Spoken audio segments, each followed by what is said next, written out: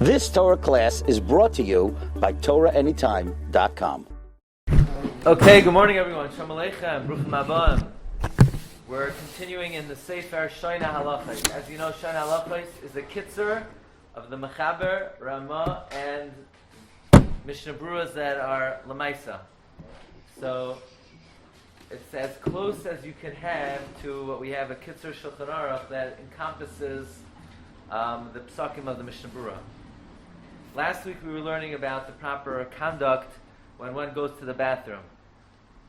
We learned about the mitzvah in Ois Chav Dalid, im nafal nitzoitzois haraglav mitzvah l'shafshafim. We learned about the great mitzvah of wiping droplets off if while urinating something spritzes on the feet. We learned about the great mitzvah of locking the door when you go to the bathroom. A lot of mitzvahs you could do every day. So at least at the end of the day you can say, I did a good deed today. I locked the door when I went to the bathroom. We also spoke about in Ois Chaf Aleph, the Reb Chaim Kanievsky quotes the Mishnah Brura, who says a very interesting chiddush. That even though in Ois Chaf we learned that one has to defecate privately, and a woman even should not do so in the vicinity of a child, defecating is considered a very lowly kind of thing. And you can't do it in anybody's presence.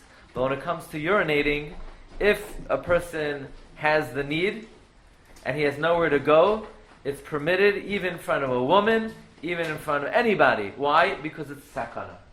Yeah, we learned last week that it's sakana to hold in urinating.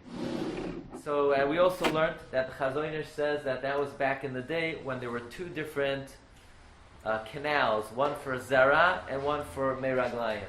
But nowadays, Nishtane HaTeva, and there's one tube for Meiraglayim and for Zera, and there is no Sakana, and the Din Sakana doesn't apply anymore. I want to learn with you very briefly a tshuva of Ramosha, and then we'll move on. The question is regarding tznios in the bathroom. What if one is by a public facility, and sometimes by a public facility, excuse the expression, just for clarity, by the urinals, there's no mechitza between one and the other. So basically, there's no tznios. Are you allowed to use that? In a sports room. Right. At least, hopefully it's okay. It's only for Zacharim, right? But are you allowed to do that, or is it a lack of tznius? So Moshe cites this halacha that when it comes to meraglam, when it comes to urinating, it's a sakana, and therefore, if need be, you're allowed to use it. There's no issue. Of course, if you could get a private, if you could get a personal area, you should get a personal area. By the way, it's interesting. There's no halacha that if you could go to a private mikvah, you should go to a private mikvah over a public mikvah because of tznius. No such inyan. It's not even an inyan. Why? Because a makom of rechitza, it's a makom where people are aram. However, there's no other way to do rechitza other than to be aram. There's no inyan of trying to do it. In that makom, there's no din of kavod. However, when it comes to going to the bathroom, it's a different thing. Going to the bathroom, Chazal say, only one tefach in the front, two in the back. There is an inyan of tznius when going to the bathroom. So Rav Moshe says this is Igros Moshe in Yoredeya, Simen Mem Zayin, Ois Tei. I just want to read to you quickly, if anybody needs here. Sorry. Okay, you have? Sorry. Okay, the Rav Moshe says like this: V'davar im yesh dinei hanhogas beisakise gam b'hatalas meiraglayim. Is there the customs of modesty when one urinates? Hinei v'gemar b'chayros namdaon of beis isa sha'asur l'snag v'tznios b'hatalas ma'ayim mishum chashash sakana. You're not to go out of your way to be modest when urinating because holding it in is dangerous. Mitam zehu masha b'harvei mekoymos hukvu b'cheder echad mekoymos harvel tas meiraglayim. That's why in many bathrooms there are many makaimos to urinate, and there's no hefsek. In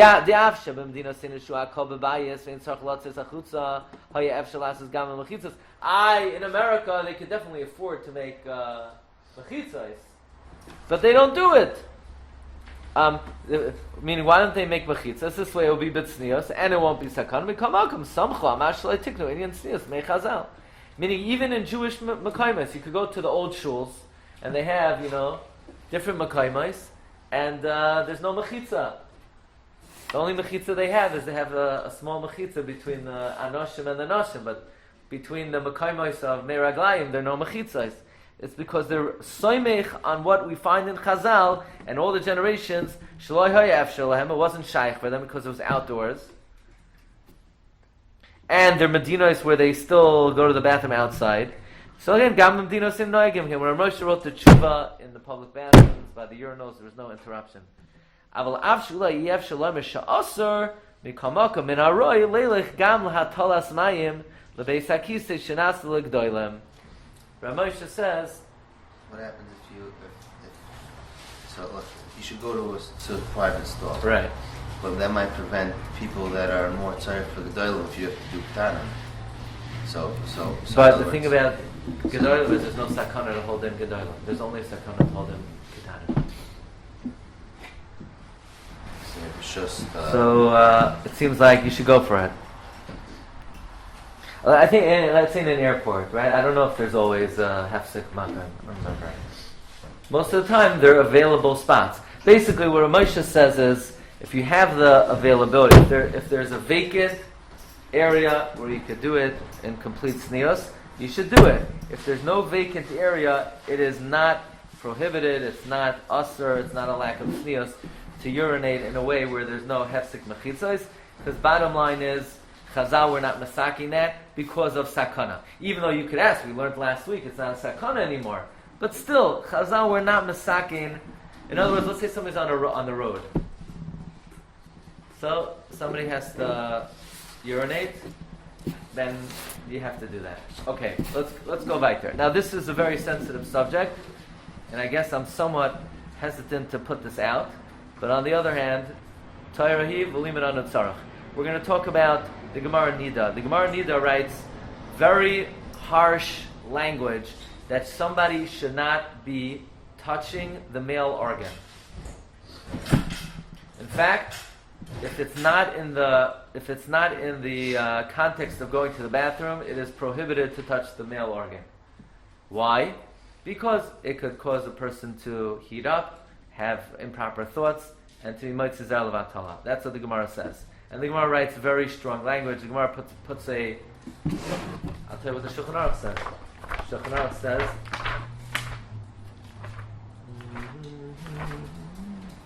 Yizoher shaloi yechos ba'ama v'yashter. You have to be careful not to touch the male organ. The Gemara says the hand should be cut off. Okay, so now we're going to learn there are two parts of the male organ. One part you're allowed to touch if you need to. One part you're not allowed to touch. The Gemara says, Sifkat and Chafei, Yizar shla yochaz v'am. Be careful not to touch the mila, the male organ, the yashtin to urinate.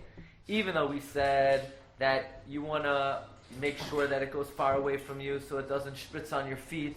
Because people see urine on your feet, they're going to think you don't have a stream. If you don't have a stream, how do you have kids? They must be mamzerim. And the only way to position that it goes in the right direction is to touch it. Nevertheless, even if you don't have ground up dirt under you, you don't have a slope, it's going to get on your feet, and people are going to say rumors about your kids. Afal pikein aser, it is still prohibited. Meaning, no matter what, it is prohibited. Ella, okay, imloy me'atara ulamata. Only from the corona and down. Now, many people don't know how to read this. What does down mean? Because the aver could be in different positions. Down means away from your body, meaning you're allowed to touch the tip, but you can't touch. The tip means from the corona and away from your body.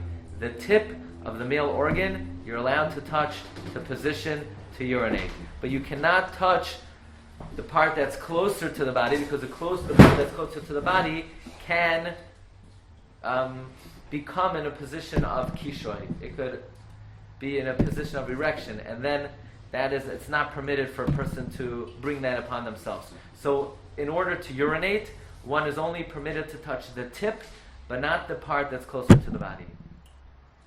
Uvazeh mutter, you're allowed to touch the tip, afilu im ha'ever hu bekishay. Even if the male organ is in a state of erection, you're allowed to touch the tip. You're not allowed to touch the part closer to your body under all circumstances. Okay? Now this is talking about a single person, someone who is not married. Someone who is not married cannot touch the part of the male organ closer to the body. That's for a single guy cannot touch that part whenever, under any circumstance. What if they're itchy? If they're itchy, they still can't touch it. They can only touch it with a thick cloth. Now there's a big shaila in halacha. What's considered thick? And we really don't know. And therefore we're very machmer. And unless it's really thick, you should not touch it.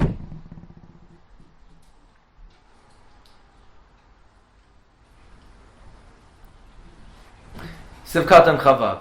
V'im hu nasi, if you're married, mutter. It's permitted. Yeah?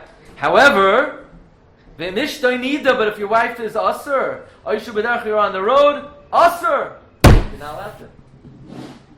When we're talking about the part closer to your body. Umidas chasidus is considered saintly practice. Lizaher afilu hanasoi. Even a married man, it's considered saintly practice not to touch the part closer to your body. If you're in a place you're afraid you're going to fall, if you don't position yourself right, a married person doesn't have to be machmer. If anyone has any questions, what exactly is talking about, I'll be happy to answer. Somebody's itchy, you get a spray, but you're not allowed to touch that area. Chav Zayin. Afilu hanasoi, even if someone's married, it's only permitted when you have to urinate. You're itchy, even a married person can't touch.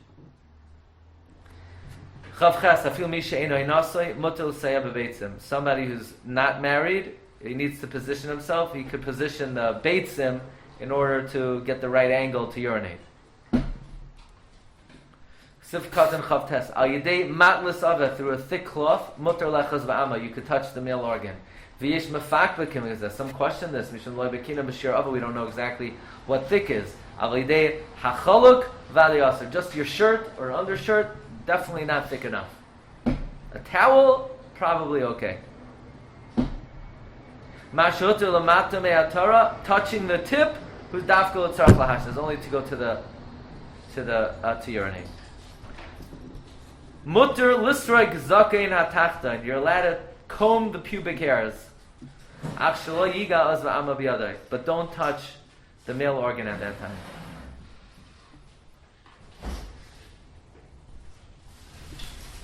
Rabbi Yehuda Anasi's saintly practice was he never put his hands below his waist. So you see, but again, that's just midas chasidus. But here we're talking about halacha. This is not a chumrah here. It's a strict halacha. Strict halacha is a single guy can only touch the tip. A married guy could touch even what's closer to him when his wife is mutter. When his wife is not mutter, can only touch the tip. Weiter.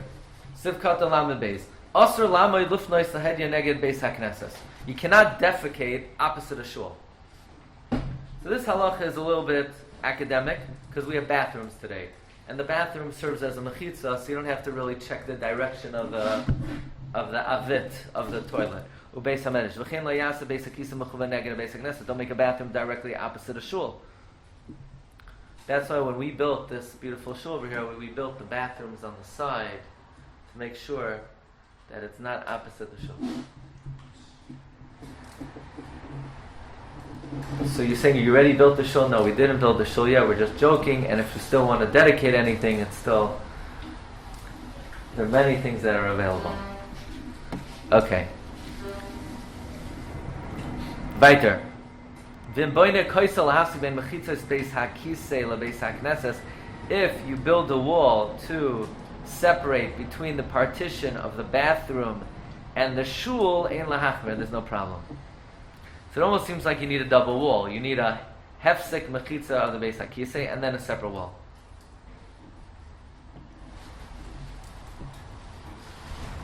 Okay, now what if a person's on a road trip? Where are they going? Who remembers? West. Oh, well, not from last week. Wyoming. That was the main. That was the main trip when you had Anyway, Hanifne b'makom mugula. Someone who has to defecate in an open area. She'ein bo mechitzos. You're out in the open. Oy be'emtza hachatzar, or you're middle of a courtyard. Again, this is not really that common, but it could happen. Somebody's on the road. They got to go. Yechavim sheyu panav l'darim va'acharev l'tzafayim. You should face the south with your back to the north, oy ibcha, or the opposite. I assume most phones have an app with a compass, right? Same app they use for davening when they're in the Wyoming. Right. The same app you use to find the Mizrach, you'll find the Tzafain and the Darim. They used to make it on the phone cycles. It's part of they stopped doing it. Yeah. They had a little zach built in. On the, So you should face the south with your back to the north. Oyibcha. Some say the opposite not. The toiv lizar b'zeh. What's the vart over here? Why do you need to defecate north-south? Because you never want to do it. Because east-west. Yeah, fine with the Shechina is where? Is in the Marav. We're gonna see the Shechina is always in the west. Eretz Yisrael is in the east, but there's an idea Shechina is always in the Marav. V'toiv lizar b'zeh aval bein mizrach lamarav asur bein shapanav lamizrach bein lamarav. East-west you cannot defecate. No, in either way. South-north you're allowed to. The best is facing the south. Why facing the south? This is very interesting. Because the south, basically, you want to face the south, but you don't want your backside to be to the south. The south is a very chashuv direction. The menorah is in the south. Your right side is considered the south. Here's like this. If this is the Mizrach, that's the Marav. That's why do we turn around for Kabbalah Shabbos? We're greeting the Shekhinah, okay? So if this is the east, and that's the west, what's my right side? What's Yamin? South. Yamin is south. Smile is north. Yeah. Okay? Now that's a very important thing to know. Your right side is always the south. That means the right is Midas HaChesed. Well, the Kohen goes to the Ulam and the Heichal. Always That's the right. Why the right is the menorah, and right, that's the best way to think The about it. Daraim is always the right side. The right is Midas HaChesed. Every time Avram Avinu makes a move in the Chumash, Haloich v'nosaya hanegba. He's always going south, because he's Midas HaChesed. Yitzchak doesn't go south. Yaakov doesn't go south. Avram's always going south, because it's Midas HaChesed. It's amazing. Even when he goes down to Mitzrayim, and he goes back up to Eretz Yisrael, the Torah says Avram Avinu went to the south. Went to the south. He's going north. No, he went to the south of Eretz Yisrael. But so say he went north. Avram never took one step Tzafaina. Because Tzafaina is Midas Hadin. That's why when Hashem told Yirmiyah that the Babylonians are going to come and destroy the Beis HaMikdash, he said, Mitzafain tipas achara. So therefore, if someone has to defecate, you do it to the side of Midas Hadin. Very interesting. You have a question? Why does this matter then? Only if you're outdoors, if you're in the bathroom inside. Good question. Because at least if you're indoors, there's a wall, so that it's not like you're doing it straight out to the south. There's like a hefsek. But you're on the open, and it's like you and the elements, so now it's you and the directions. You don't want to do it in the south. Gemara Brochos, right? Talks about that. Yeah. All this comes from the Gemara. Everything we learn, all of these halachos are straight out in the Gemara.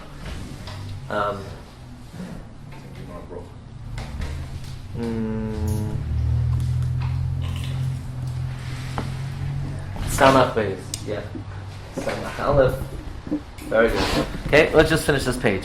Ein shiur legoyva mechitza, rak kol she'en perua nira al yedei zeh mutar. There's no shear of this mechitza. This is not like a mechitza by men and women.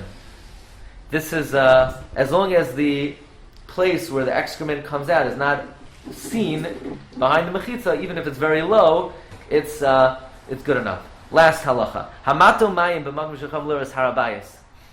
Let's say somebody has to urinate, but from there you could see the Temple Mount. So, and you're doing it in the right direction. You're doing it, let's say, north. Still, lo yashem panav klapei HaKadosh. Don't urinate facing that direction. Aval achoyrav klapei HaKadosh mutar. You're allowed to have backside to the kodesh. Or let's studin, or to a different direction, because on the summer ladarim. And the Gra says, "V'hagra kasav da'afil b'makom she'enicham l'or sarbayis also hashon tzad marav." The Gra says, even if you can't see the harabayis, you're not allowed to urinate to the west. Elam kain samach l'machitza b'toich daled amos. So this is urinating. In Sivkat and Lamed Daled we had we had defecating. The Gra says never urinate to the west. Elam kain samach l'machitza b'toich daled amos, unless you're within 4 amos of a wall. V'haminag l'haka b'mekom sheholchen b'mechnasayim, in a place where people wear underwear. So basically, you're not really completely uncovering yourself. It's just there's an opening, so it's less brazen. We're not so makbid. Ve'ein tzarich lefrayas atzman, then one can urinate in the direction of the west. Mechnasayim is not. Usually mechnasayim, interesting, in Mishnah Berurah is underwear. For example, by Hachas Tzitzis, Mishnah Berurah says people who put their tzitzis in their mechnasayim, it's a bezayin, it's disgusting. It's not talking about in the pants. In the pants, it's better if the tzitzis are seen. But what he refers to is in the mechnasayim, it's by a private area, that's derech bezayin. There are a few instances where we see mechnasayim in the Mishnah Berurah refers to underwear. Okay, Rabbi, say have a wonderful day, scribe. You've just experienced another Torah class brought to you by TorahAnytime.com.